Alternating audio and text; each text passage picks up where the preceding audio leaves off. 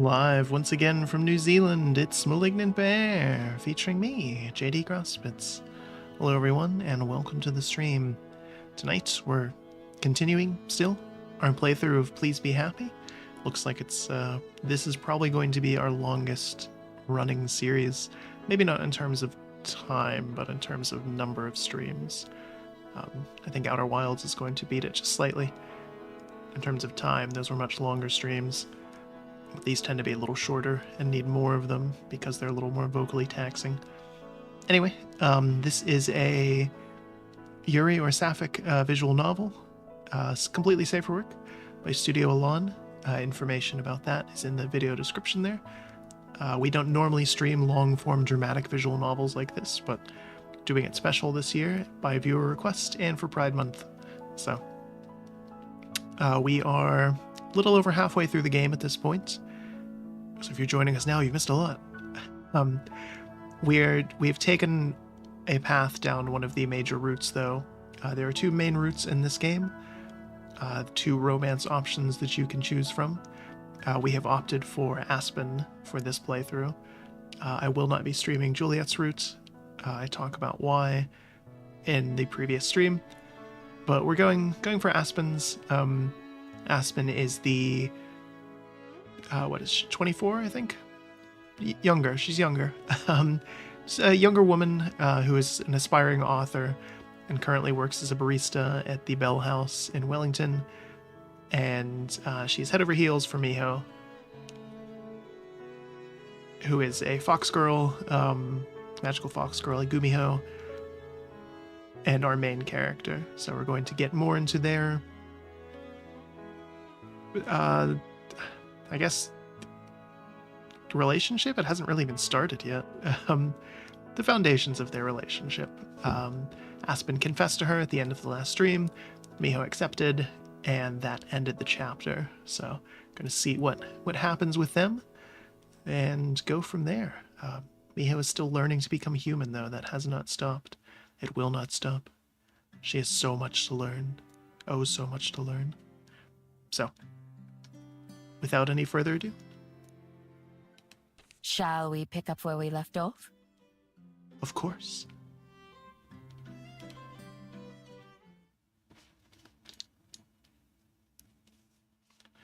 Adjusting things a little bit here. So, open ending, chapter 4. My paws carry me across wet leaves and mud. Fog has crept into the forest as stealthily as me. Glimpses of the sky are rare between the trees and the mist. Wild mountains and hills are hidden as well, out of sight but not mind. I run, filled by sense of purpose, lightens my steps and pulls me in the right direction. Going to see someone I care about very much, and who cares about me. Somehow, we found each other. My person.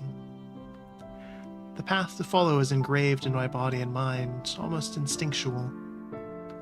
A warm smile, a gentle touch, a kind word. These are the things that draw me forward. I slow down as I get closer to my destination, and to the silhouette waiting for me. It's impossibly bright as I approach, my heart pounding in anticipation, like the sun has descended to greet my person too. It matches the feeling in my chest, warming my soul and fur. So bright that when my person turns around, stooping low to greet me, light is all I can see.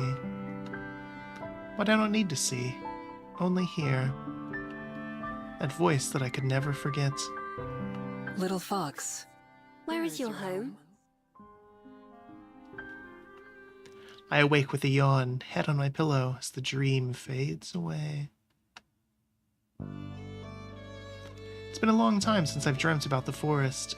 It used to happen a lot, especially when my travels first took me out of Korea, but over time they stopped. The dreams were always the same, somewhere in the woods, running to the clearing where I'd meet John-in. There, they'd greet me in the same familiar way. Something was different about it this time, though. Of course, the first thing on my mind after my dream is Aspen. I have a feeling that's how most of my mornings are going to start from now on. My lips tingle as I recall our kiss yesterday. My first kiss ever. First of many, I promised Aspen. Although the stressful part was over, the rest of the day was equally exhausting. By the time we got back to Aspen's bus to get her stuff, the replacement bus finally showed up and took us back to the city. From there, we dropped off Aspen's things at her apartment before going back to the library to give Juliet the good news. My legs felt like they were going to fall off, and both Aspen and I agreed to get some rest. Even the anticipation of seeing her today couldn't keep me up, and I feel well rested and excited. As I roll onto my back, I start to notice something weird. It's like an itch, but in my mind. Something irritating and out of reach, and out of me? It takes me a moment, but I realize that it's my bead. I know it the same way that I knew how to hunt and run and dig. Tugging at the baubles around my neck, there's an obvious change. Of all the beads on my necklace, only one is special. Most are just pretty things I've collected and stuck on there. Only one has been there from the moment I became a Gumiho. Became me. Since then, it stayed exactly the same. No matter how many times I drop or throw or lose it, the necklace comes back to me with the bead unharmed. Not a single scratch or chip or blemish. Until today. Instead of the normal pale white, it's started to shine. It's barely brighter than usual, but I notice it in an instant. In fact, it's almost as if... I hold my necklace up to be sure. It's glowing. Just barely, but it is. Rub my thumb over the familiar surface, but it doesn't feel any different on the outside. Not sure what it means, but it has to be related to yesterday. There's no other way I could pick today of all days to change. Maybe Aspen was onto something when she said there's no such thing as coincidence. Either way, it's magic, and magic I can't control. My bead has always been a part of me, but it's something I can only partially understand, in that wordless animal way I described to Aspen. When the time comes, whatever it is that's coming, I just have to trust that I'll know what to do.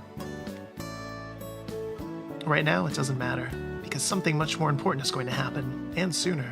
Aspen will be here. She's probably here already, so I need to get ready.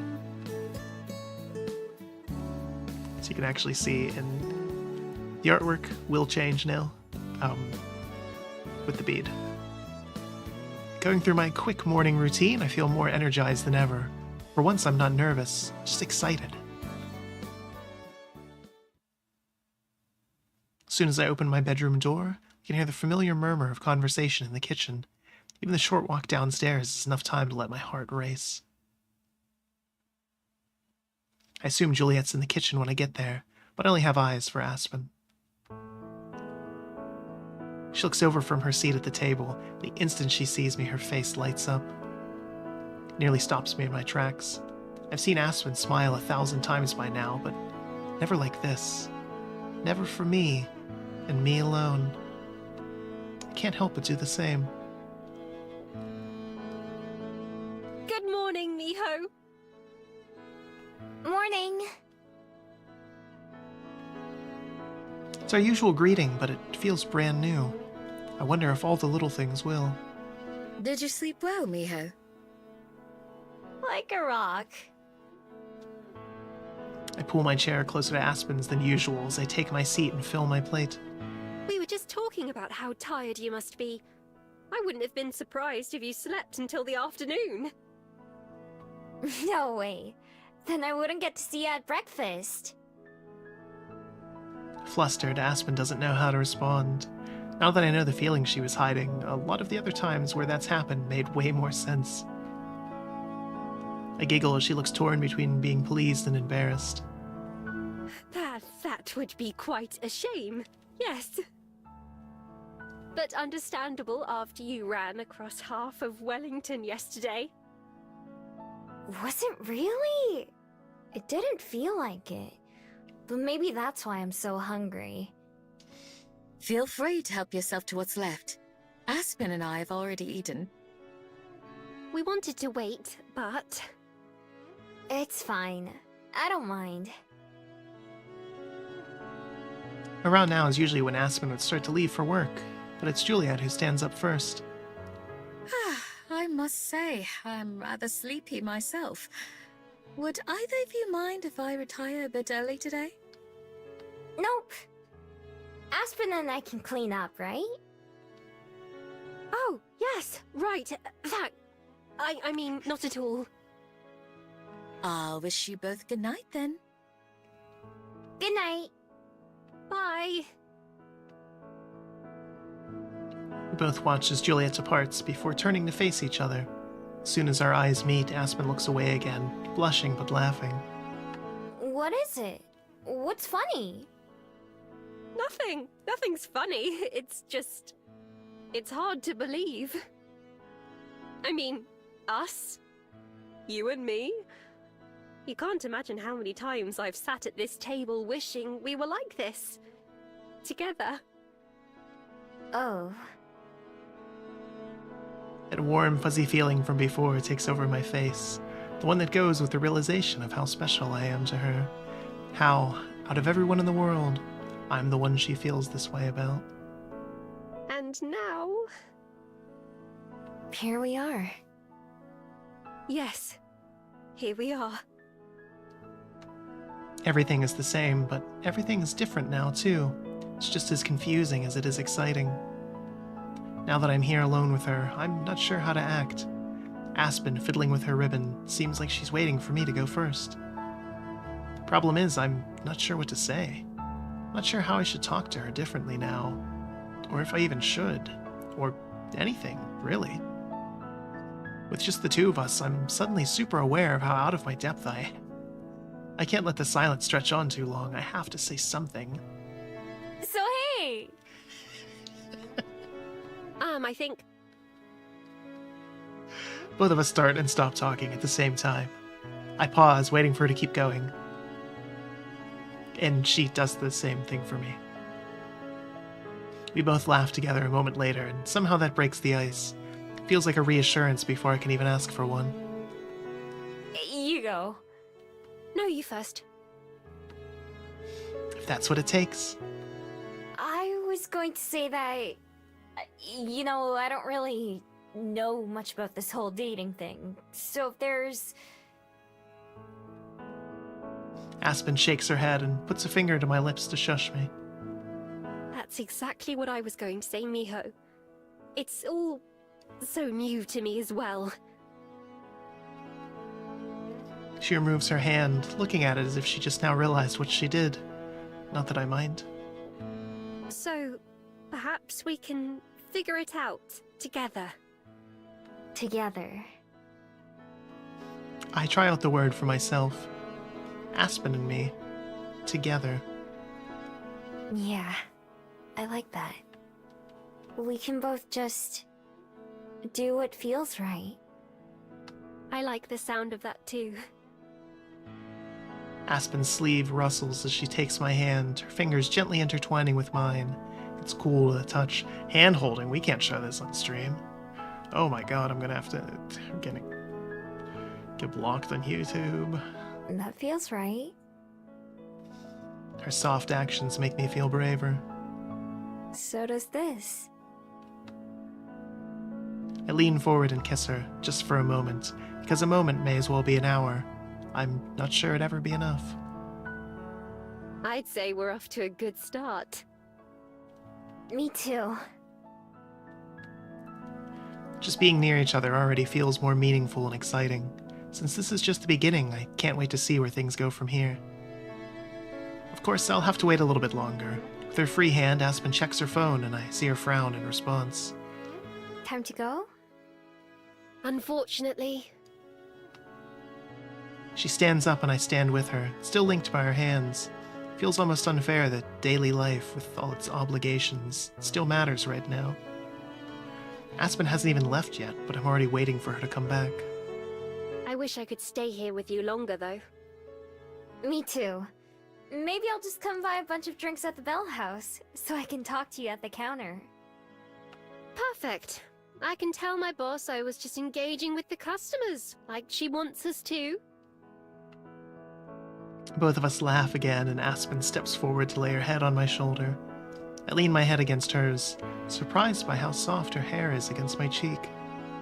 I really will be thinking of you all day, counting down the hours. Same. I couldn't think about anything else, even if I wanted to. Normally, I'd think twice about saying something so embarrassing, but it actually feels pretty good. We walk together to the front door, taking as long as possible. See you soon. Not soon enough. Stand in the doorway as Aspen slowly walks backwards, holding onto my hand until the very end. She looks into my eyes. I love you, Miho. The tips of her fingers linger against mine, and where they touch, it feels electric. I think of the sproutling that Juliet used to describe love, and the way it grows. Maybe that word means different things to Aspen and me right now, but I know without a doubt that I want to learn all of them. I want to take a chance with her. I want to try. I love you too. And I mean it. We stay like that for just a little longer, not needing to say anything else. Then finally, Aspen turns around and begins to walk down the hill, taking my heart with her.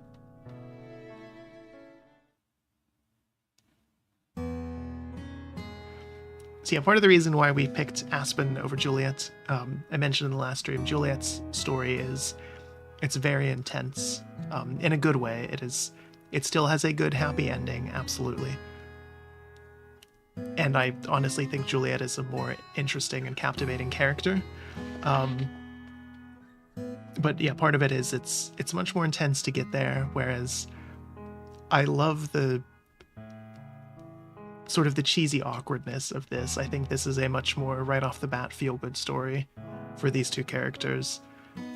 And fits a little more the mood that I wanted to do for these streams, and specifically for Pride Month. So that's why we're going with Aspen instead. Again, not that either of the routes is bad, but for Juliet's I might need tissues on hand for some of those scenes, whereas these it's just kind of, again, delightful cringe. So, and it suits both of them perfectly. Just like Aspen, I end up counting down the hours until her shift will be over.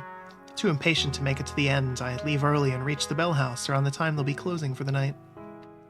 It's not dark out yet, but even from a distance, the inside of the bell house looks warm and inviting. As I pass by the front window on my way to the door, I spot Aspen, who doesn't notice me. She's helping one of her coworkers stack the chairs up on the tables, and when they finish with that, she goes to organize the sweetener section. While she's doing that, a different coworker comes over and shows her 2 different loaves of bread. She thinks for a moment before pointing at one. In the time it takes the other staff to complete a task, Aspen finishes 3, even with people coming back up to ask her questions, too. Of course, I have no idea what they're talking about, but even from here on the outside of the store, I can see why they want her to run the new bell house. Leaning against the wall of the cafe, I wait. Most of Aspen's coworkers leave before she does, and it's several minutes before she finally walks out the door at a brisk pace, going right past me. Aspen! Spinning around, she quickly goes from surprise to smiling. Miho! I was just thinking about you. Although that's been true all day. I got tired of waiting for you at the library, so I decided to come down here so I could see you even sooner. That earns me a hug and a kiss on the cheek. I love you. Have I mentioned that? Once or twice, but I don't think I'll get tired of hearing it. Good, because I don't get tired of saying it. Aspen links her arm with mine, snuggling against my shoulder. Normally when someone gets so close or touches me, my first instinct is to jump away, but not with Aspen. It's only the first day, but I've surprised myself with just how much I'm enjoying being Aspen's girlfriend. If she hadn't told me her feelings, I probably never would have realized my own. But once I opened myself up to the idea, I realized that almost all my favorite memories are with Aspen. When I'm with her, I just have fun. Being around her cheers me up, even if I was in a good mood to begin with. I wonder if it's the same for her. I hope so, since just being myself has always seemed to make her laugh and smile.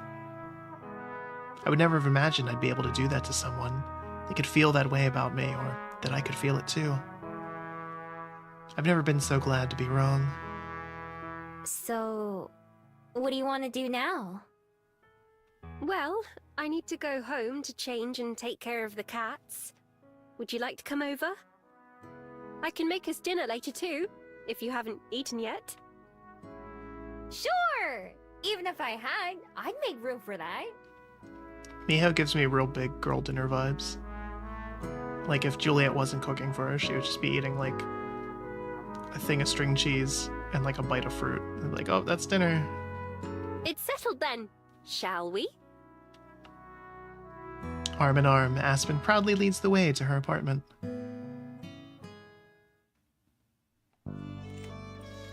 The moment she starts to unlock the door, the sound of meowing and scratching claws from the other side start up. They're excited to see you too, huh? Excited to be fed, more like. Scooch, boys. The cats run around underfoot as Aspen steps inside, with me following behind.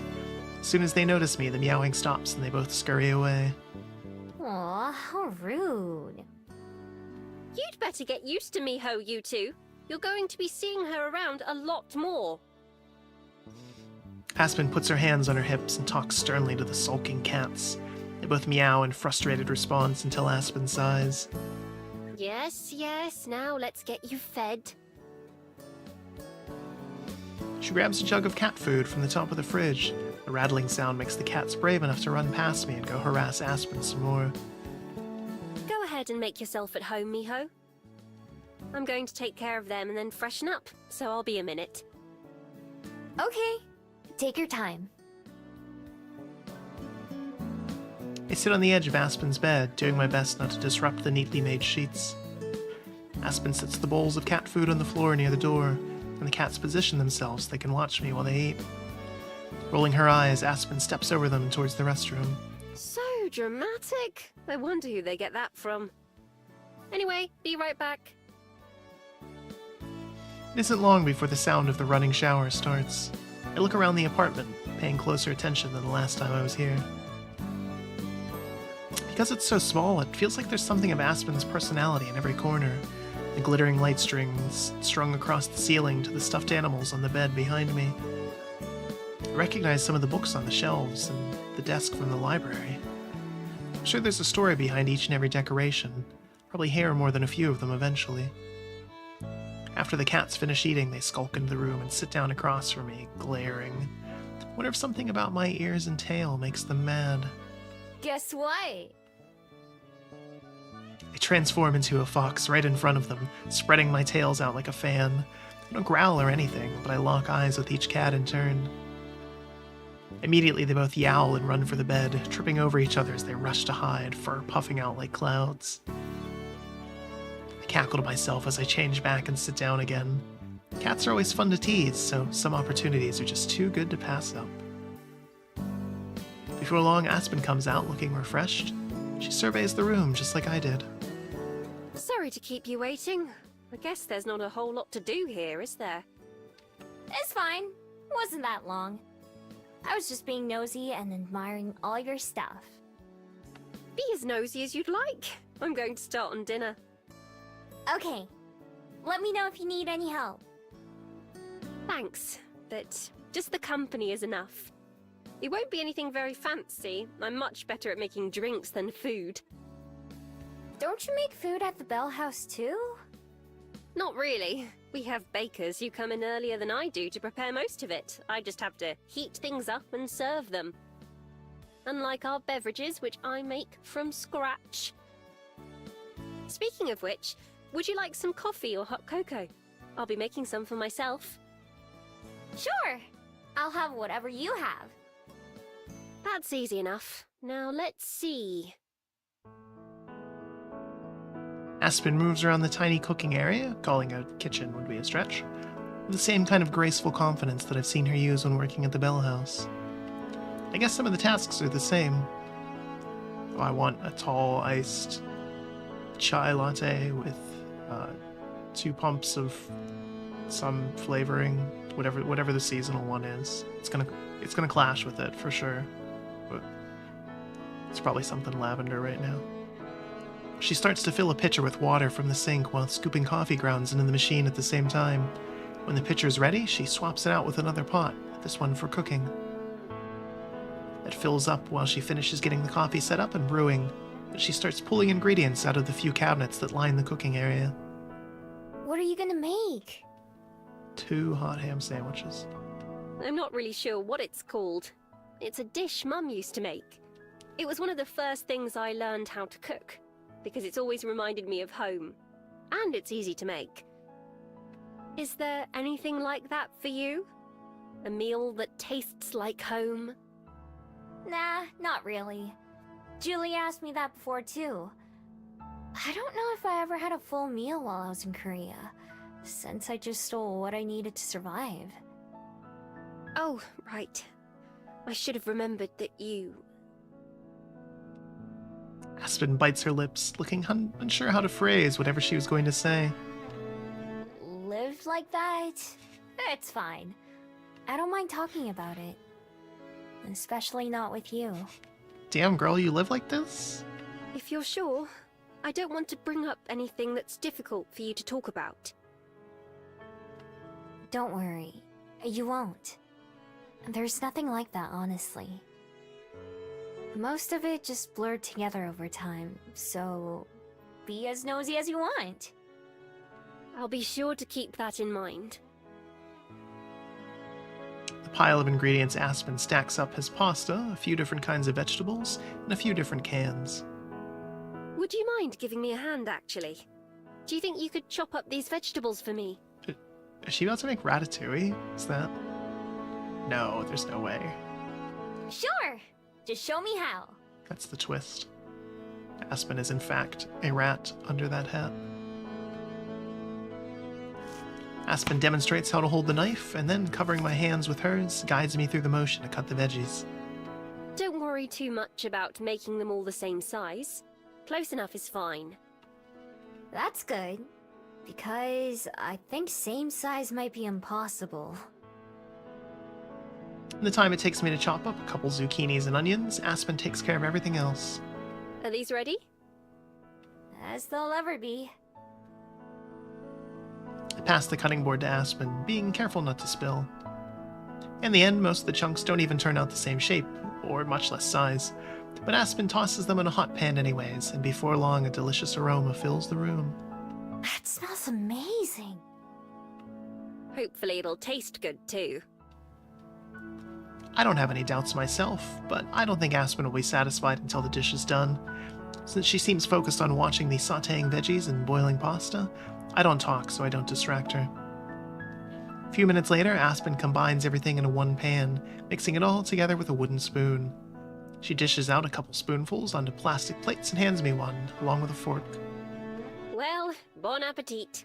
I wish there was a table we could sit at. I usually just eat at my desk. You can have that spot, and I'll take the bed. That's fine. I can sit on the floor. The floor?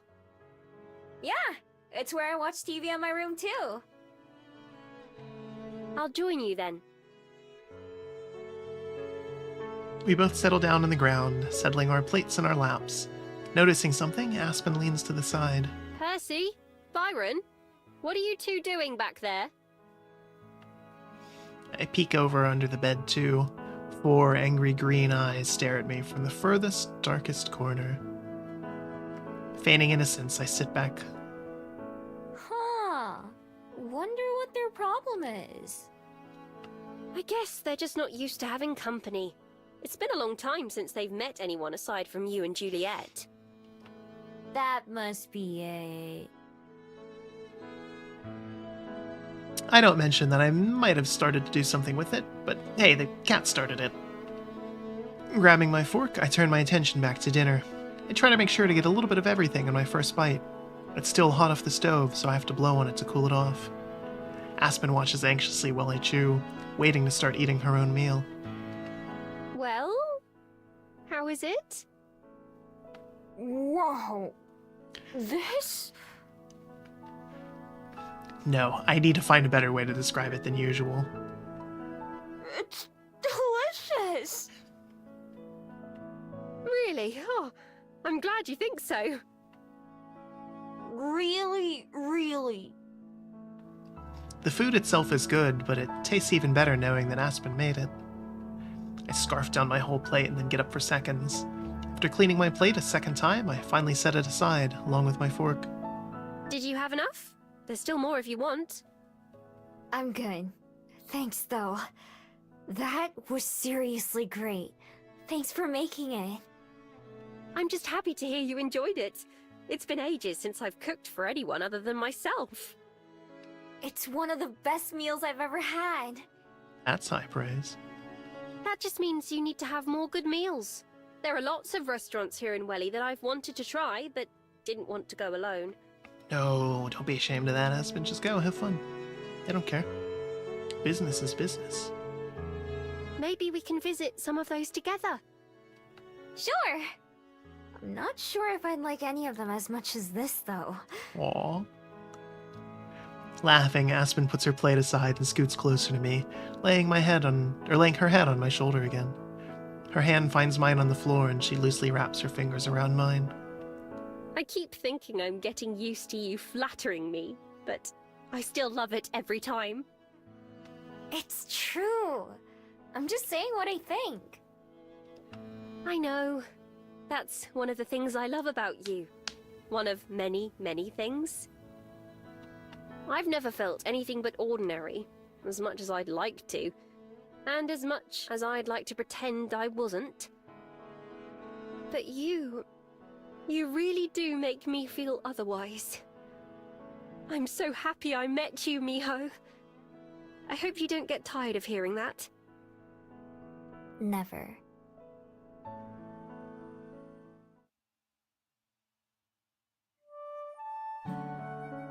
The Tuesday now. I was gonna make the joke about Bison from Street Fighter, but anyway. Even though things have changed so much, the morning routine is more or less the same. The three of us chit-chat about our lives and mundane things until we finish eating. After pushing her empty plate away, Aspen leans in. So, Miho, there's something I've been thinking about. And I understand if this is something you wouldn't even want to consider. But have you ever thought about finding a way to stop your magic? Juliet also turns to look at me, putting me on the spot. Not that I can remember. That's like asking if you've thought about finding a way to stop your nose from working. Oh, it does that all the time when you're sick. It feels terrible. I see. I thought that might be the case. I'm not sure if I've ever heard of such a thing either. But that doesn't mean it doesn't exist. I was just thinking about the other day and about how dreadful it all was to go through. Of course, I don't want to speak for Miho. I know it's much more complicated than just that. But I thought I might bring up the idea, at least. You've got a point. Not having to worry about people forgetting me would be a huge relief. Right. I thought you might agree. I look at Juliet, expecting her to give an opinion, but she doesn't offer one. It's true that life would be a lot easier without my magic. Well, half true. This life would be easier, but the life I used to lead, I couldn't have survived without it. Well, it's purely hypothetical right now anyway. For all we know, it might be impossible. So no need to think about it too much. It's worth thinking about, though.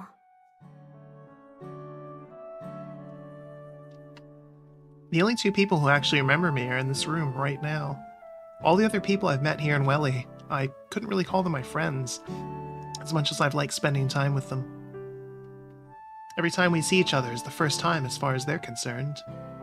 Maybe that wasn't so bad when I was still on the fence about whether I'd even stay in town or not. But now that I've been here a while, long enough to build something worth missing, wish I could make those connections into something more secure.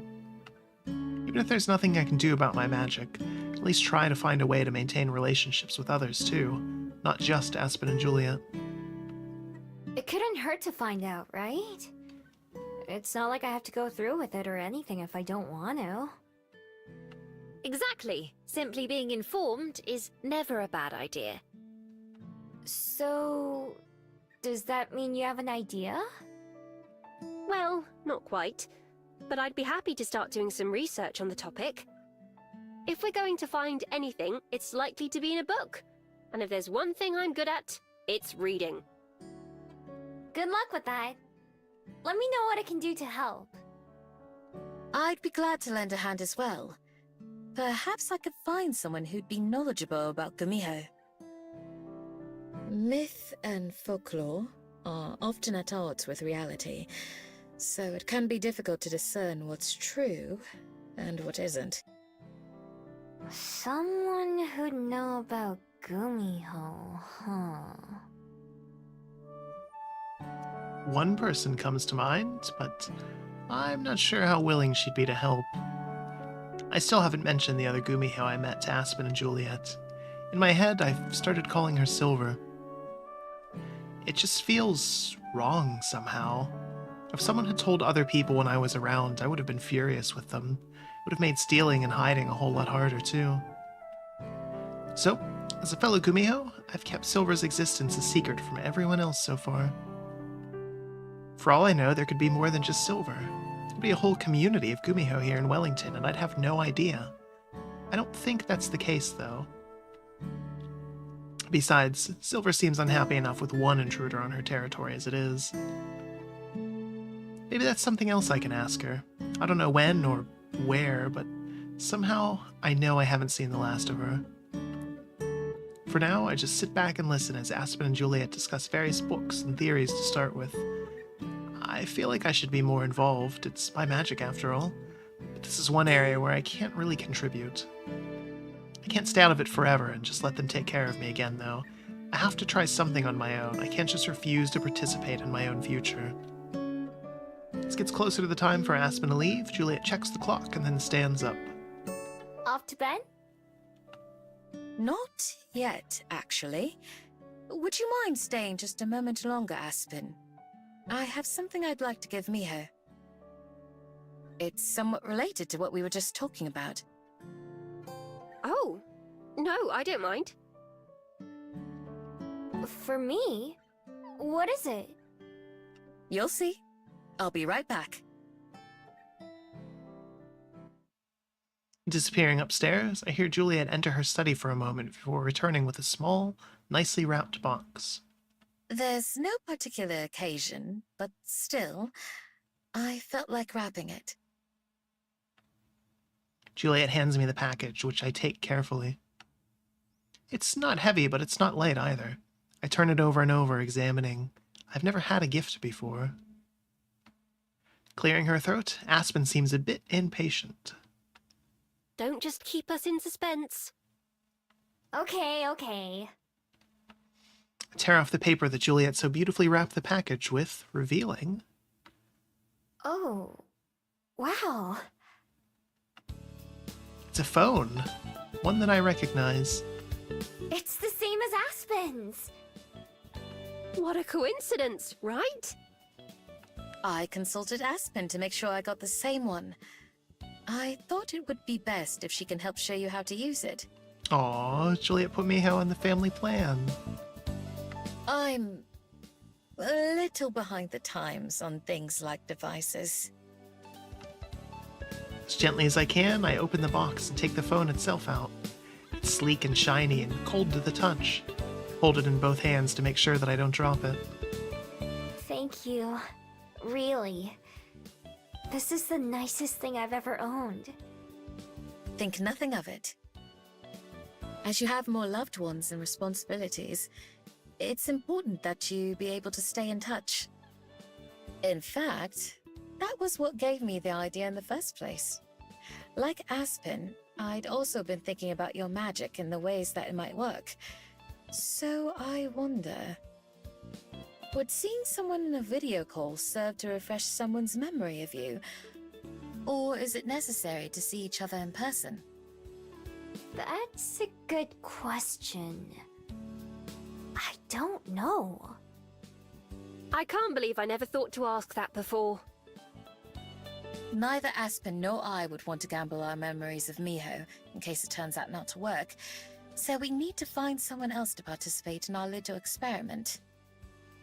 With that in mind, I'm not sure who to ask. It's a harmless trial, but still a bit much to ask of a total stranger. Someone willing to try something weird without hesitation. I'll text Lena.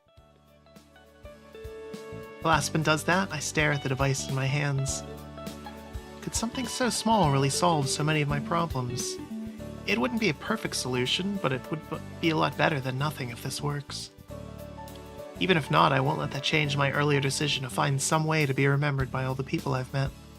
Just like researching my magic, I can't leave everything to someone else or hope for an easy way out. All right, Lena says she's willing to give it a go. I told her I'd explain more when I saw her. Usually you'd think those would happen in the other order, but this is Lena we're talking about. Miho, would you like to come down to the Bell House to see her with me now? Sure. As long as Juliet doesn't mind me leaving the library. You barely work here anymore. It's like jobs on a sitcom, you know? It's like when you're watching American Dad and Stan references the fact that he still works at the CIA sometimes. By all means, I'm eager to see if this works as well. So it's settled then. Shall we be off, Miho?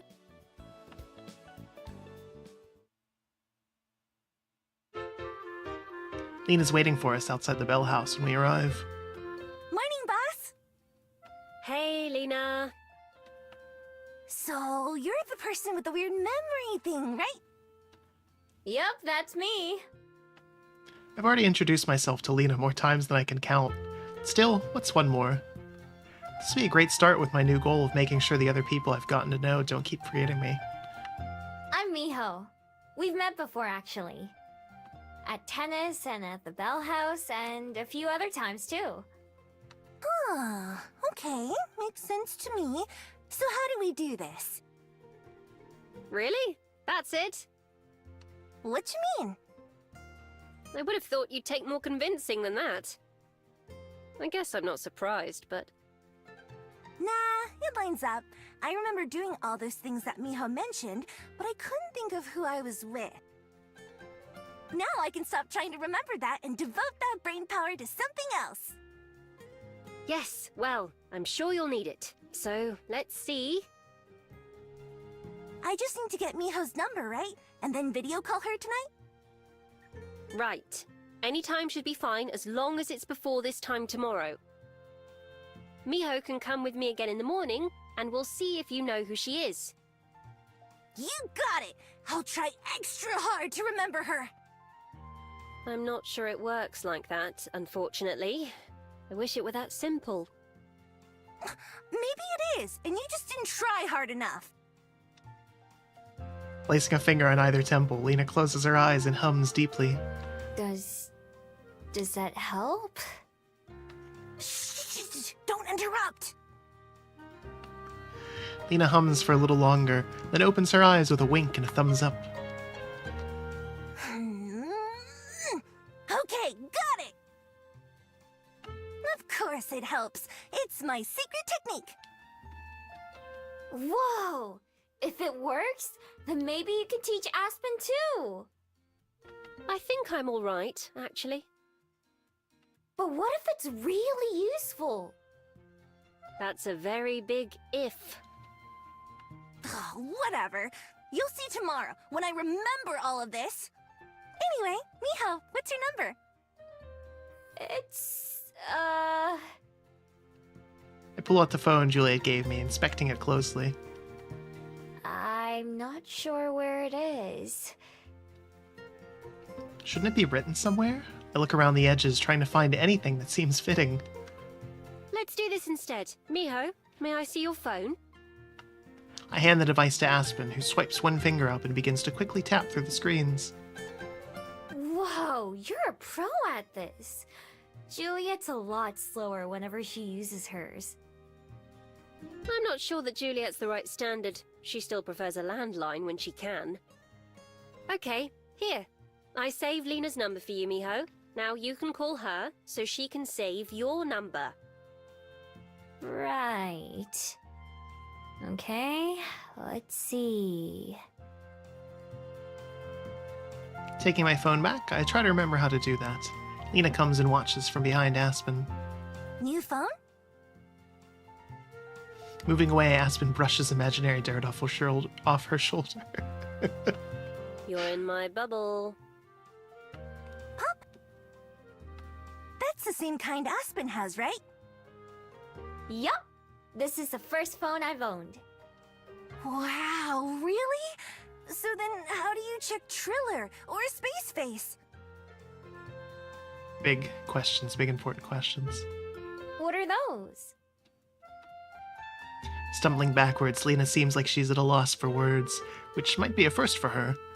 I guess she does have something in common with Aspen. Wow, you really do have a lot of catching up to do. I'll help you get set up when I call you. It's like, you can't not have a Triller, even though it's terrible, I hate it, but you have to have it. Space Phase, I don't know about. Everyone you... Okay, I think that's enough, Lena. Oh, you never let me finish talking! You never would finish talking if I didn't stop you. That's not true! For a second, Lena seems pretty serious. Then she thinks about it. Well, maybe a little. But just a little.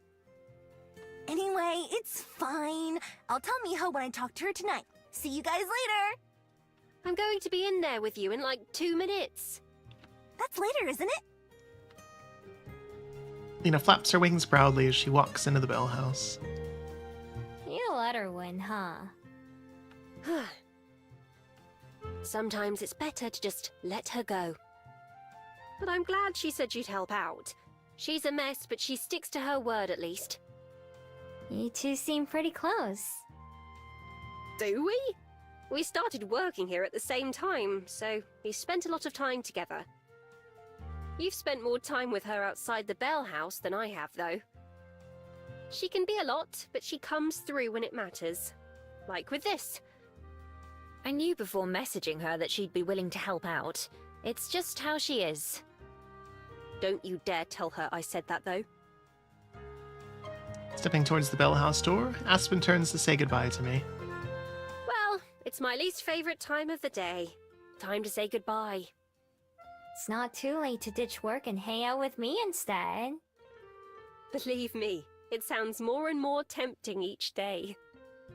That just means I have to keep trying. I should probably get back to the library too, though. Yes, don't let me keep you. As much as I'd like to.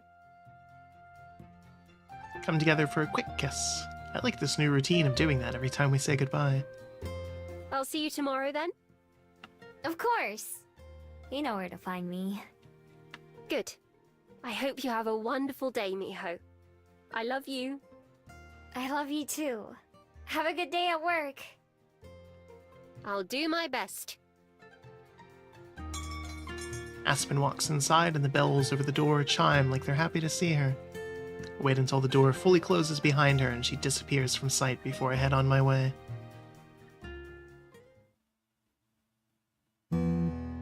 It's almost bedtime when my phone finally buzzes, startling me and almost making me drop my phone on my face.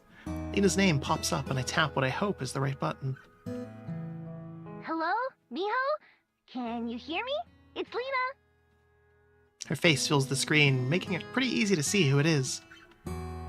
I wiggle the phone around, trying to make it point at my face.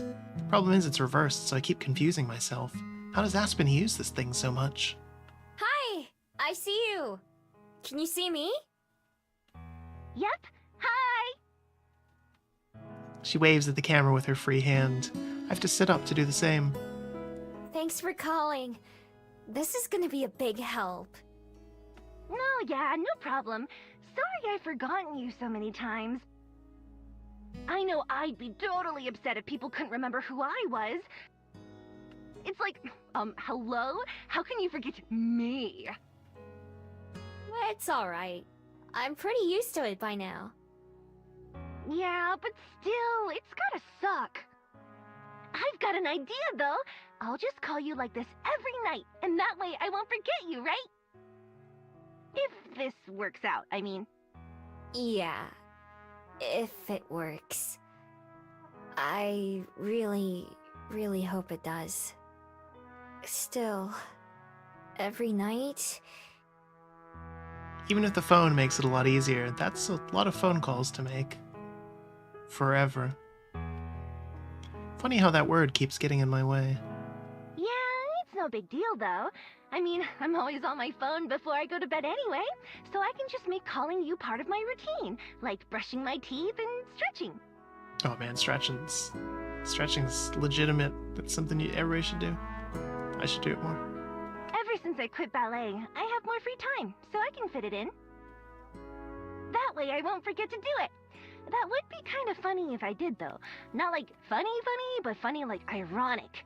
I think that's how you use that word. Aspen always tells me I'm wrong, though. Actually, speaking of Aspen... Lena goes on to tell me a story about work today, which turns into a story about work from the day before. She goes on like that for a while. I try to smile and laugh when it seems appropriate, but my arm has started to get sore from holding out my phone like this. Finally, she runs out of steam and yawns, switching into sleepy mode in seconds. Anyway, I just thought that was funny. I'm gonna go to bed now. I'm super tired. You're coming to the Bell House in the morning, right? Yup, I'll be there with Aspen. Okay, see you soon then. I hope. Well, I'll see you either way, but I hope I remember you. Sorry if I don't. That's fine. Thanks for trying. Good night. Try to figure out how to hang up, my finger hovering over the screen like I'm about to squish a bug. Fortunately, Lena does it first, and that ends the call for both of us. I lie back down on my bed with my phone in my hands. It isn't heavy, but it's definitely a big deal. If this works out with Lena tomorrow, it could change everything for me. Again. I'm not sure if Lena really thought about what she was getting into when she said she'd call me every day. Same goes for Aspen and Juliet, of course. I'm sure all of them mean it when they promise, but those are really hard promises to keep, no matter who's making them, even though they're all willing to go through so much trouble for me. Odds are, at some point, at least one of them will eventually miss a day, and that'll be that. No second chances. Even if we started over, it would never be exactly the same. With my other hand, the one that isn't holding the phone, I reach up and grab my necklace, feeling the warmth of my bead. It's been a big pain lately, but for such a long time, my magic was my most useful tool, my secret weapon. As much hiding and scavenging as I did before, it would have been 10 times worse if any of my crimes had followed me. But those days really passed me now, permanently. Aspen's idea about stopping my magic is interesting, and I can't get it out of my head. But being able to be remembered by everyone I care about is the #1 thing I could ask for right now. Will it always be that way? Say there was a way I could change things and make it so people didn't forget me. What if it wasn't possible for me to change my mind later? Sure, it sounds nice at the moment, but forever is a long time. I keep being reminded of that. I tug my necklace up so I can see the bead. It still has a soft white glow to it. Wish I knew what it meant. Wish I knew what any of it meant or how it worked. Wish I didn't have to deal with these questions and problems. All the forms for my magic to take, it had to be this confusing one. Gripping my bead in my fist, I yank my necklace off my neck and hurl it away from me. It clatters and rattles as it hits the wall and then floor, lying like a snake in the darkness.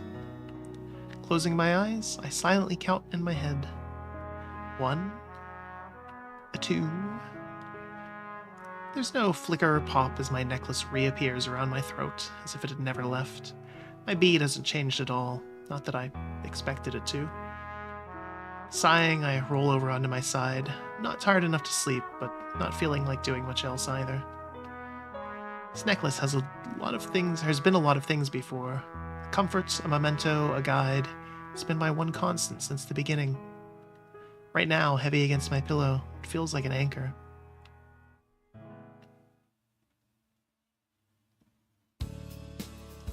Like always, the next morning I'm cheered up by seeing my friends.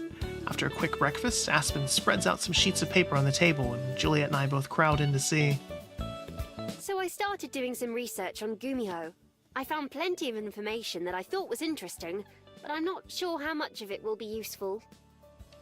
Hey, that does sound just like me. Oh, don't say that. I'm just kidding. Good. As I was saying, it's hard to figure out what's accurate and what isn't. A lot of the specific details would have had to come from the Gumiho themselves, and as far as I can tell, none of them are talking. I couldn't find anything about memory or forgetting. Maybe it's self-explanatory, why not? Beyond that, most of what seemed accurate were things that we already knew, like being able to change into a fox. Have you had any luck, Juliet? I'm afraid not. I checked what books I could think of, and none of them yielded any more than you said. I'm not aware of anyone else around who might be helpful either, unfortunately. Of course, it's only been a couple of days so far. I'll keep looking. We're bound to learn something eventually.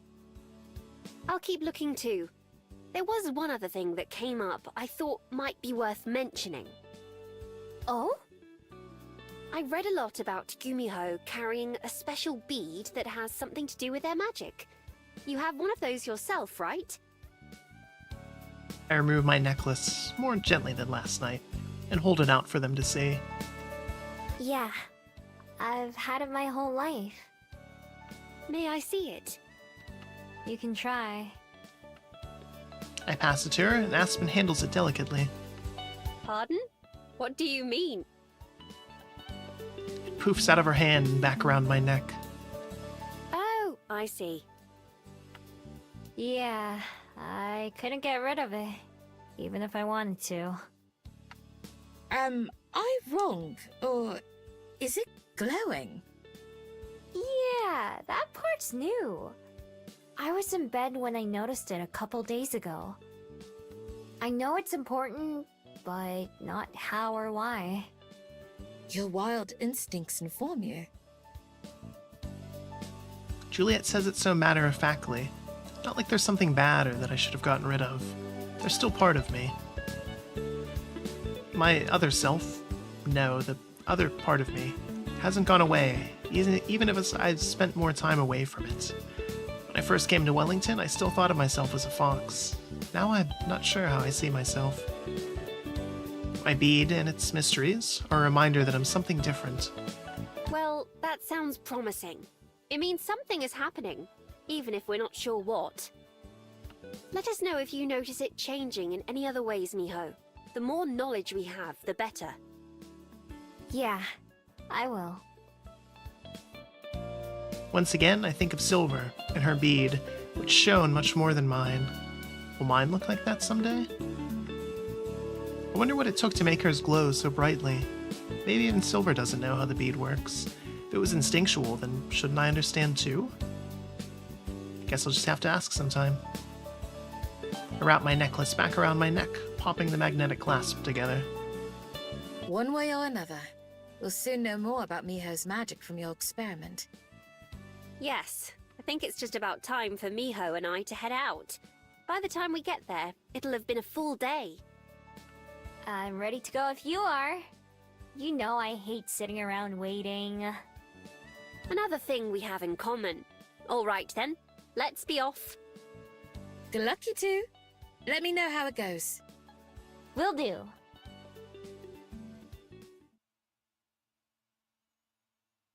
This time we get to the Bell House. Lena isn't waiting outside. There's always a chance she just forgot in the regular way. I should have texted her first. Guess we'll find out. For what feels like the 1,000th time in the last few weeks, I'm shaky with nervous energy. At least there's not any risk here. In the worst case scenario, nothing changes. I take the lead and open the door for Aspen, then follow her in. Lena's behind the counter. Hey, boss! She looks at me. Who's your friend? I try to hide the disappointment from my face. Well, it was worth a shot. It's too bad, but at least I was prepared. Miho, I'm I'm just messing with you. I remember everything. Told you my secret technique would work. I'll call you again tonight.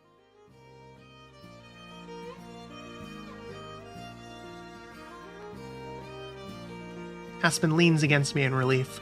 Collapses might be a better way to put it. I can tell she's thinking the same thing I am. Dealing with events like her trip home just got a lot easier to deal with.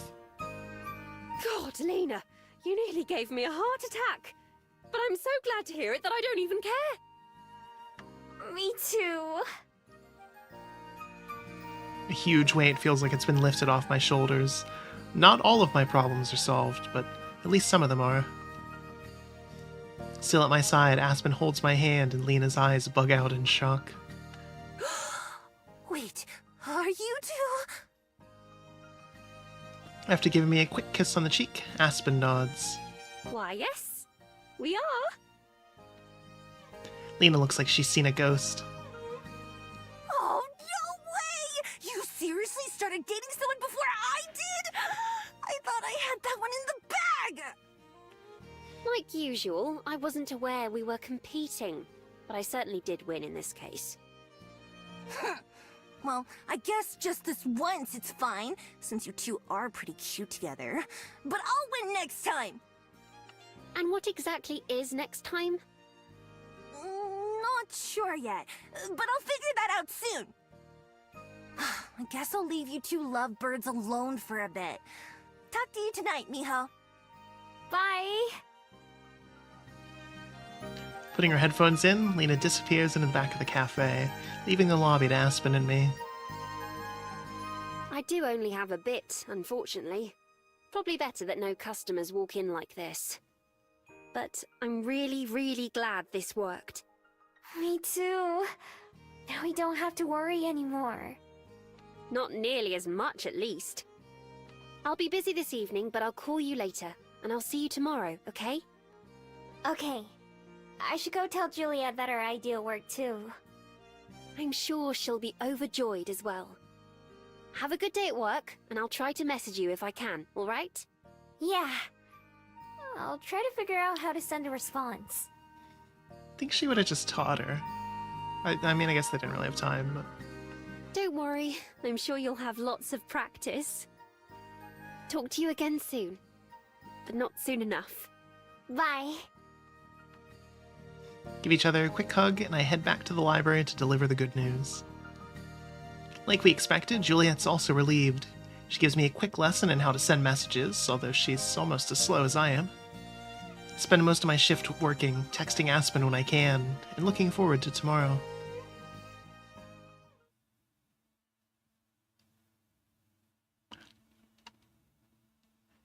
And now we get another choice, except not really a choice, because it's like one thing we can click on. So because we only did Mr. Kim's story before we are locked into it, there is no way to do both in a single run. So here we go with Mr. Kim and fishing. He's trying to catch the king, the greatest fish ever. Ever. Now that I can be remembered, I decide to introduce myself to Mr. Kim for what should be the last time. Before the day ends, I head to the waterfront and wait for him to not be busy with someone else. Hello, miss. Here to fish? Hi. Actually...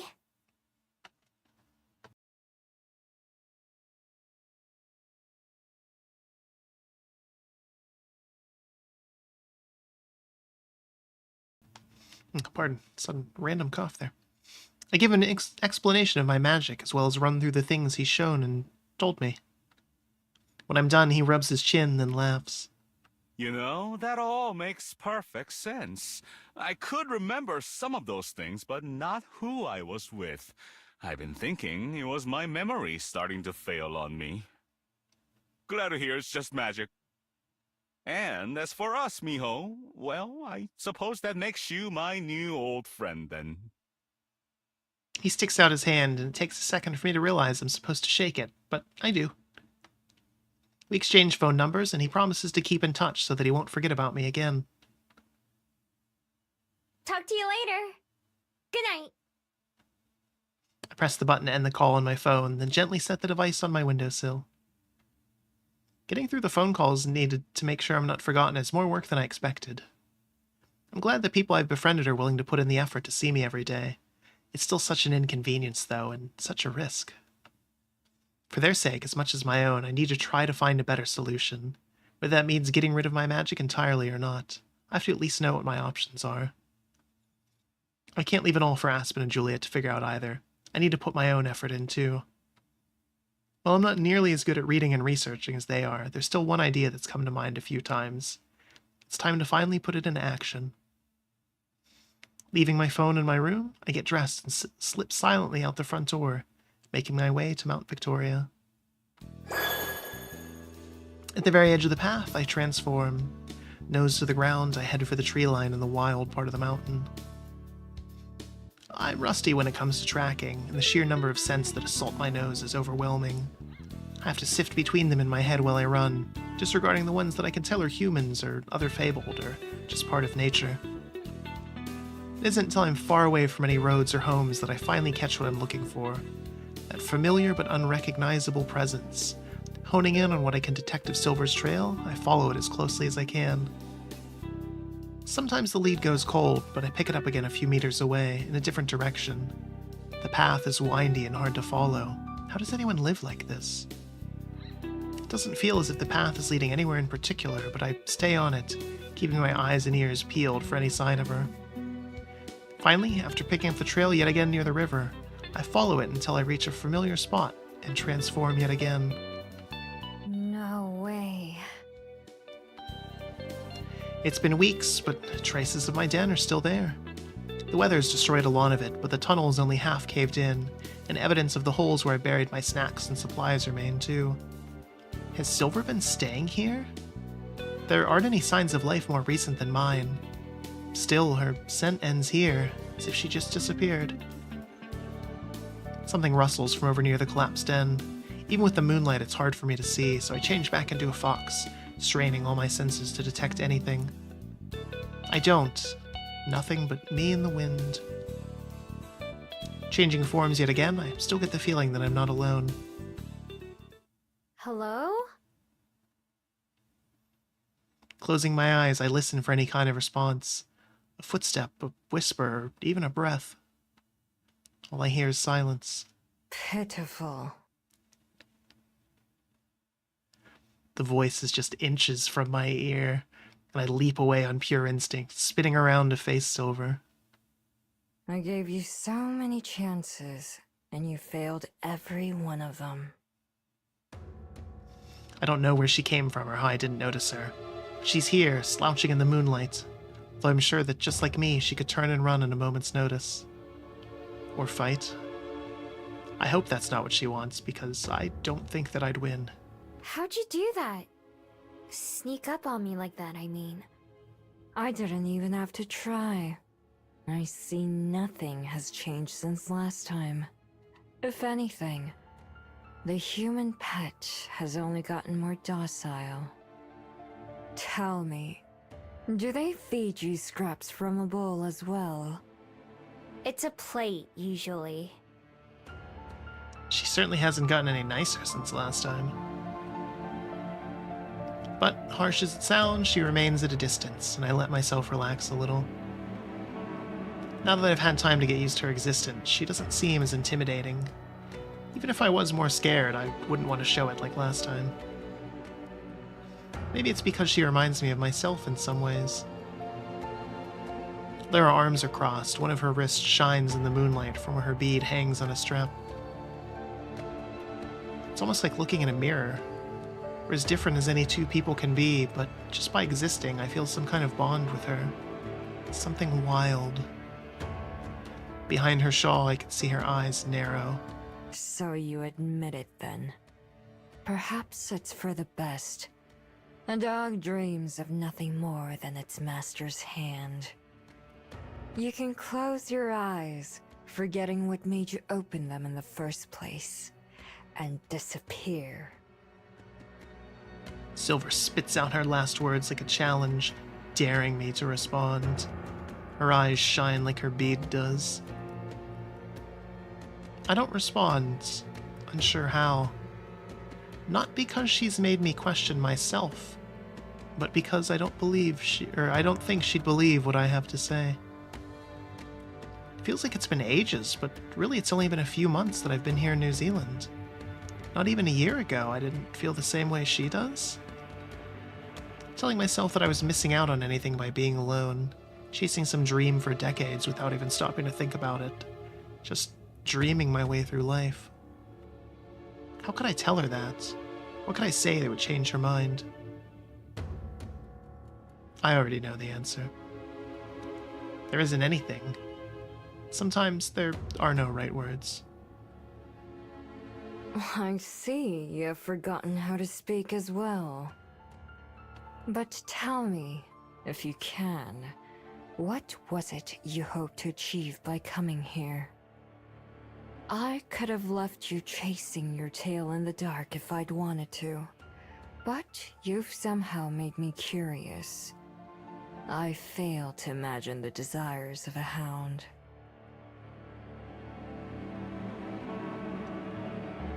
I unhook my necklace and hold it in one hand. The pearls make a soft sound as they bang against each other. My bead clatters loudly against its neighbor. It's still glowing, same as this morning. Because I wanted to ask you something. If there was some way to stop her magic. Stop people from forgetting about us. My fingers curl over the bead. I don't even have to see her face to know her reaction. She laughs just once and it sounds like a bark. You managed to surprise me again. I didn't think even you would be so shameless as to try and rid yourself of your gifts. Ignore them, perhaps, but to abandon them. You have outdone yourself, dog. Fitting that you wear it around your neck like a collar. As for forgetting, I can only guess at what you must mean. Don't think yourself the same as me. My magic is nothing like yours. It takes a different form in every one of our sisters. My sisters, I should say. Then what does yours do instead? I don't see why I should tell you that. A dog need not concern itself with affairs above its head. This dog thing is getting pretty old, you know. Then leave. I only chose to acknowledge you to satiate my own curiosity. It won't happen a second time. Goodbye, dog. Like as a flash, Silver transforms, the glow from her bead lingering for a moment in the air. Before her paws have all touched the ground, she's already running away. Soon, even her shining fur disappears into the night. I don't give chase. I never really expected her to answer my question in the first place. Still, I don't know that this visit was a waste of time. Before I leave, I take one final look at my den. When I left here with Juliet months ago, I expected to be back soon. Since I never went back, I never really said goodbye. It wasn't much even then, it's even less now. Compared to some of the other hideouts I've made, I didn't stay here very long. Still, it's special. I have a hard time going back to sleeping in the ground instead of a bed again, even if I had to. Maybe it'll change in the future, but right now I'm pretty sure this will be the last den I ever made. Looking around, I'm all alone again, and it's silent. The birds that used to chirp and greet me in the morning are either sleeping or gone. Still. Night-night, birdies. I whisper a final farewell before changing forms and dashing back to the library. The next morning, I once again keep my visit with Silver to myself. Breakfast is tasty like usual, and after a good meal, Juliet goes to bed and leaves Aspen and I on our own. I stand up and stretch from the table, expecting Aspen to do the same. Time to go, huh? Not today, actually. Regina's having me go back to working a mid-shift on some days, so I don't have to go in until noon. Meaning, I can spend the whole morning with you, if you want. Of course I do. Why wouldn't I? Oh, no, I didn't mean it like that. Just that... Well, never mind. Sorry, just ignore me. I'm a little out of it. It's fine, don't worry. But I can't just ignore you either. What's wrong? Aspen sighs and shrugs. Let's go sit up front and I'll tell you. You need to open the library soon, right? Yeah? Wanna help? I'd love to. Most of the preparations are already done, but we find things to do. I organize the front desk, taking care of some of the clutter, while Aspen does a quick once-over of the shelves and fixes a few out-of-place books. Reminds me of my first day working here, when Aspen helped out. She's a lot quieter this time, though she keeps herself busy. I wait for her to bring up whatever it is that's on her mind, rather than try to nudge it out of her. After a while, we sit down behind the desk, where Aspen looks right at home. She casually unpacks her bag, setting aside a small hand mirror and a new notebook. She then removes an envelope. It has a fuzzy logo at the top, but not one that I recognize. This was waiting for me in the mail yesterday. The plastic part of the envelope crackles as Aspen removes the piece of paper from inside, frowning as she unfolds it. I watch her eyes move as she reads through it silently before sighing again.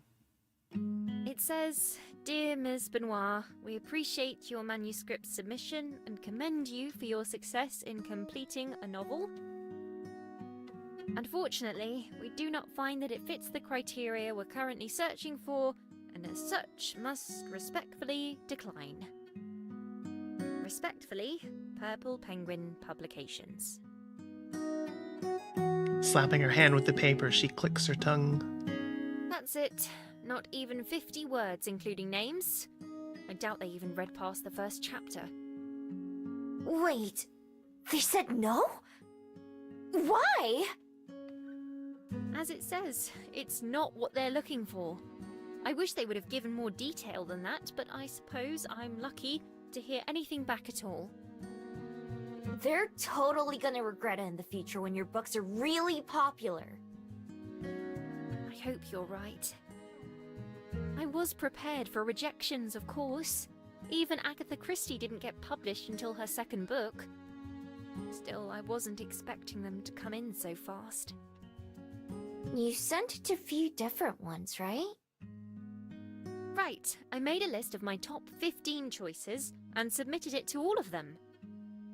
At first, it was going to be my top 10, but I decided maybe I should expand it some. It turns out that was a good idea.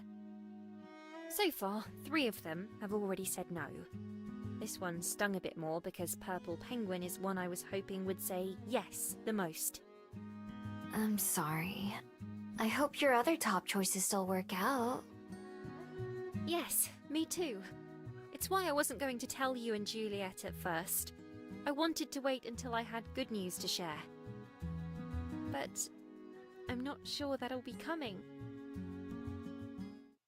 I'll try not to be a downer, though. I knew there was a good chance this would happen. Don't let me distract you from work, either. Nah, you won't. Here, look at these. In an effort to cheer her up, I pull out some of the writing practices I've been working on and show them to Aspen. Wow, you've improved so much already.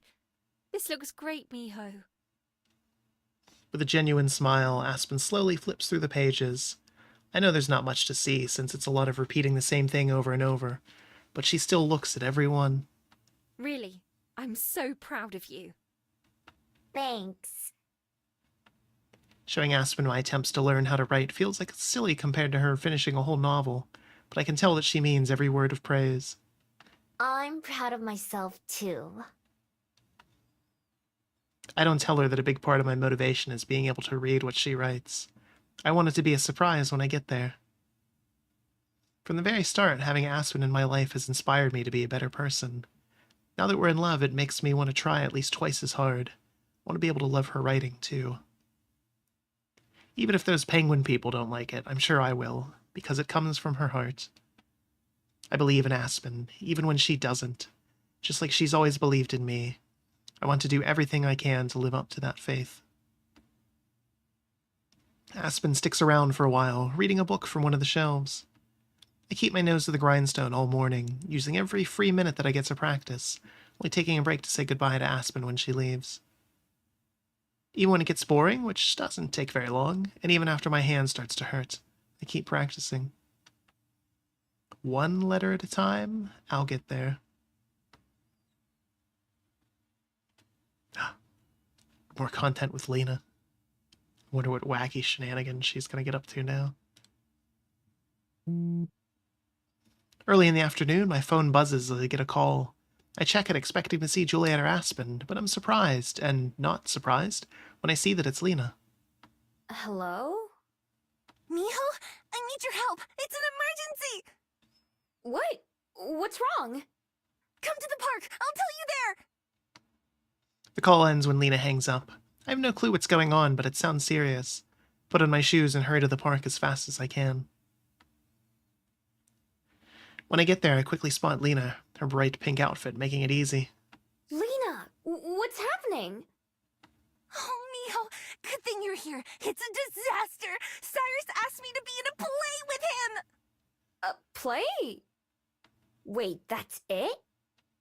What do you mean, that's it? I thought you were hurt or something. You said it was an emergency. It is. I have to give him my answer soon. I sigh and force myself to come down to Lena's level. I was expecting to find out someone was hurt, so I'm just relieved that's not the case. Okay, I don't get it. Why is that such a bad thing? I thought you wanted to spend time with him. I do, but that's a lot of responsibility. He wants me to play Siegfried, and he'd be the White Swan.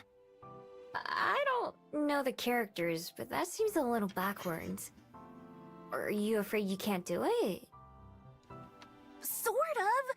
I'm afraid that if something went wrong, that'd ruin any chance I have. Seeing Lena be so nervous about something is the total opposite of what I'd normally expect from her. Even during the other activities we tried, she always gave it her all. When do you have to give him an answer? Today! That's why it's an emergency! Whoa, can't you tell him you need longer to think about it? Well, it's already been a while. I thought I'd make up my mind by now, but I still haven't. What do you think I should do? Just then, I noticed Cyrus himself walking up the path towards us. Oh, there he is. Lena turns to see him, then looks back to me with fright. I'm out of time! She tries to put on a cool face as Cyrus reaches the two of us. Hi there.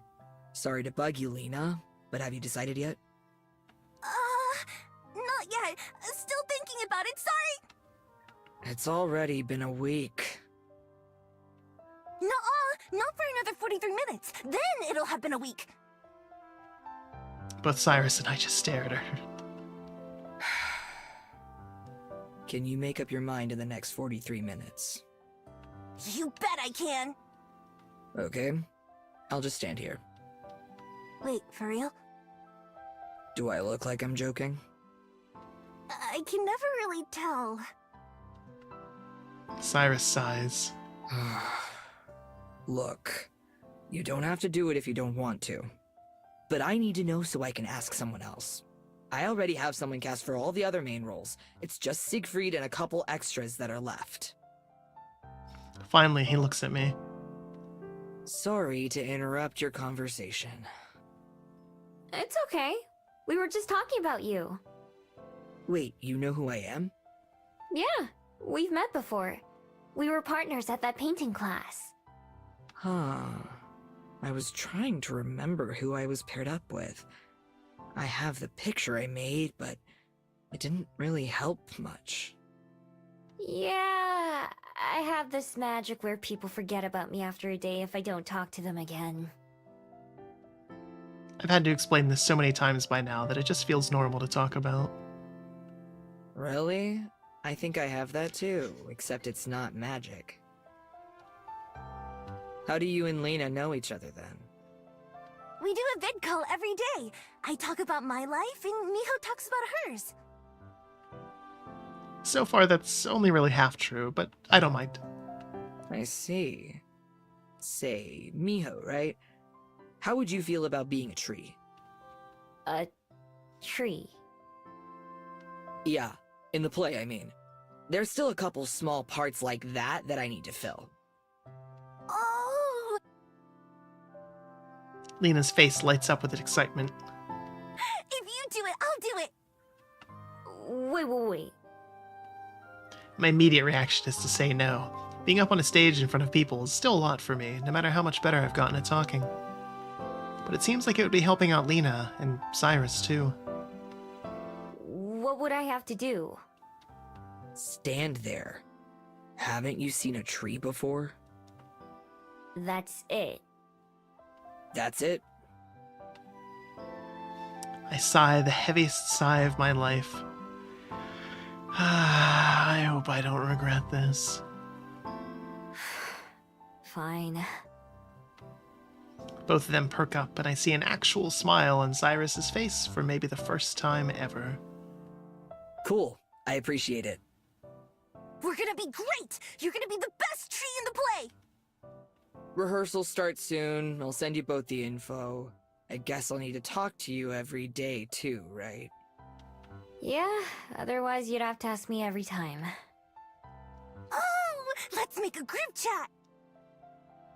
Lena instantly pulls out her phone and starts tapping. I'm not sure. Done! I feel the phone shake in my pockets, and I see Cyrus check his as well. I guess that works. Anyway, thanks, both of you. See you at rehearsal. See ya! Bye. Cyrus takes off, leaving Lena and I by ourselves. Thanks as well. I feel a lot better having someone else I know be there. No prob. Although, I'm not so sure about being in front of a crowd. Plus, all the other actors will forget who I am unless I talk to them too. Maybe we can make a really big group chat. Well, I'm sure it'll be fine if you're just gonna be an extra. It'd be a bigger problem if you were gonna have a speaking role. Only Tree 2 gets to speak. Yeah, that's true. Have you ever been in a play before? Not since I was in school, but I know the story and the part, so it should be okay. Now that I've decided, I'm gonna do my best. Now she seems more like the Lena I know, fiery and full of energy. That's a surprisingly easy emergency to deal with.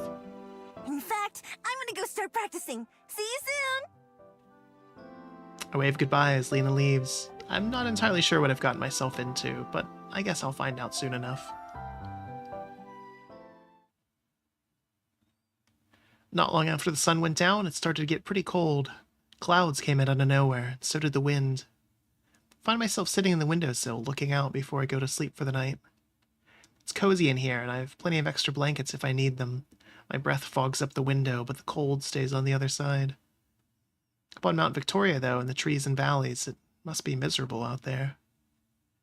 I wonder where Silver is, and how she deals with the rain. Does she make a hole and burrow underground like I used to? Or maybe she finds somewhere dry to sneak into, like an empty shed or an abandoned house. She's rude and abrasive and hasn't said a single nice thing to me. I hope she's safe anyways. As the only other Gumiho I've met, I can't help but care about her. Just a little. I doubt she feels the same way about me, but that's okay. I wouldn't either, in her shoes.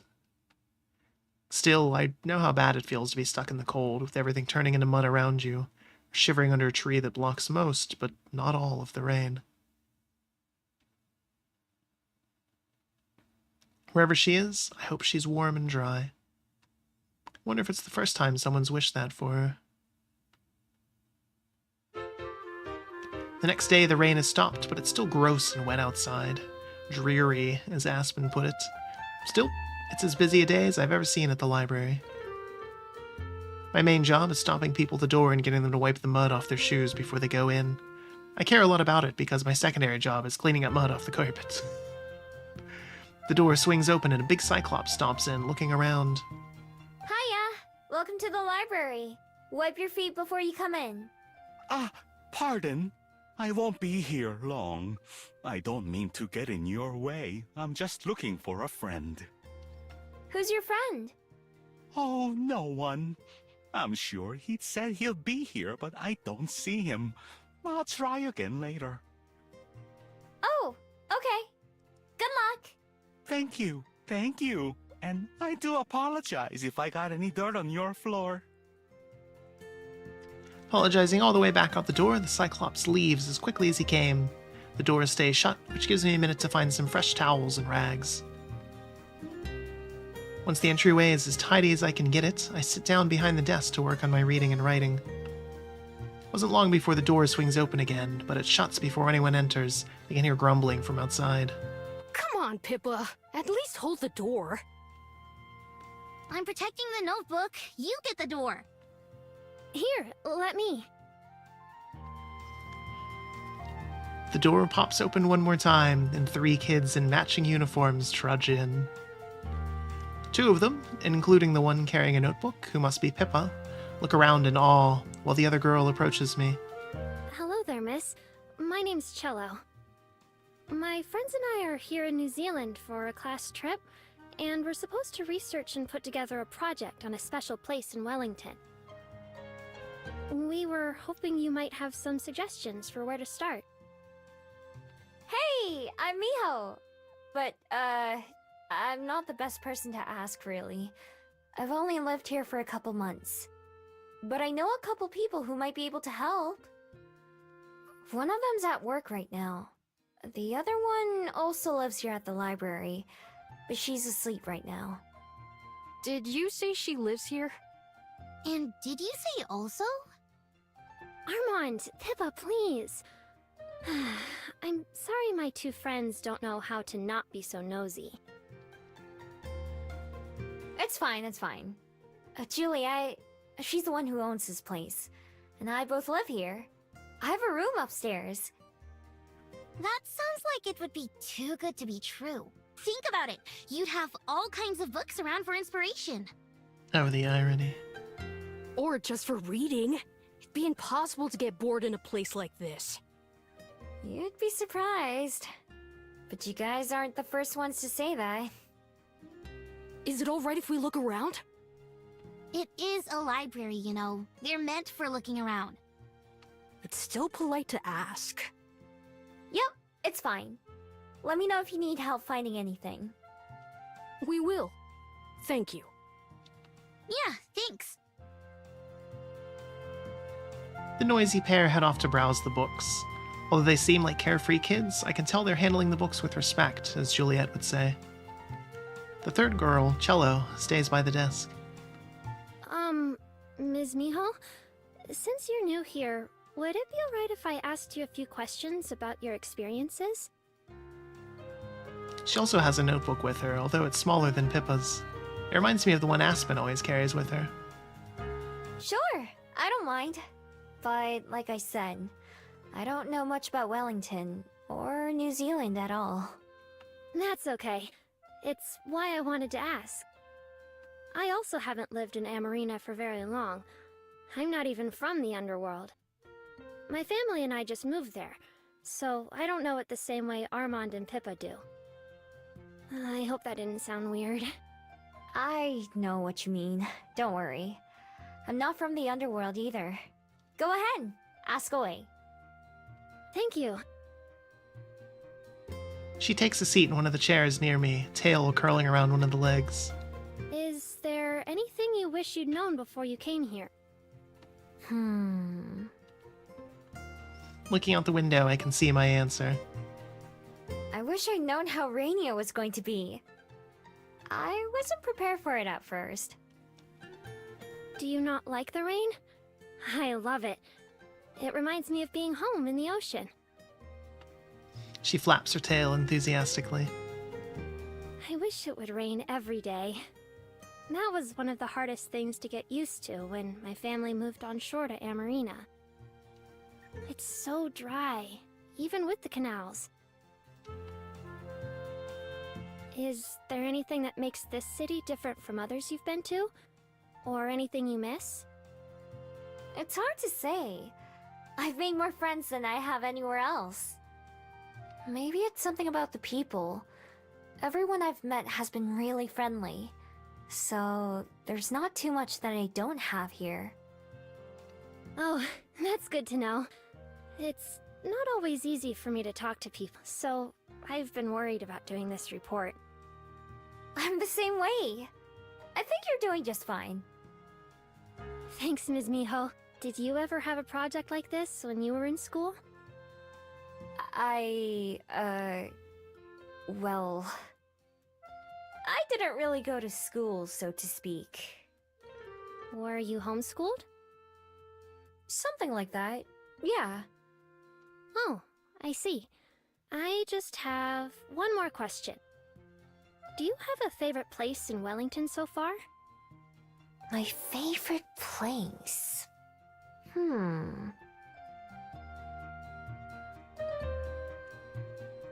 So here we get a choice. I don't think this one corresponds to anything. I'm pretty sure it doesn't. Let me double check. I'm pushing us towards a specific ending, and I want to make sure that we get it.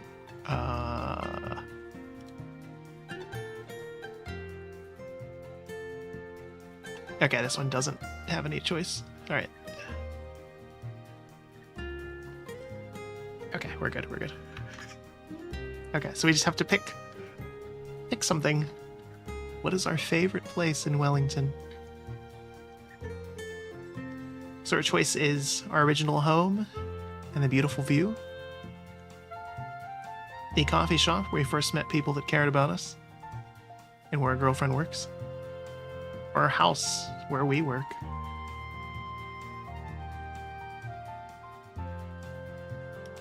Probably Mount Victoria. It's not too far away from here. You can really see the whole city from the top. I lived there before I moved into the library. That does sound really nice. I think it's hard to feel like you belong somewhere until you find a special place for yourself. After writing down my answers, Cello puts her pen down. Maybe that's the problem. No matter what, it's going to be hard for us to write if we don't see anything for ourselves. Thanks for answering all my questions. We're going to be here all week, so we'll probably come back with more. Anytime. Good luck with your project. Thank you. I'll go make sure my friends aren't causing any problems either. They're not, luckily, and after a while, all three of them leave the library again. Nice kins.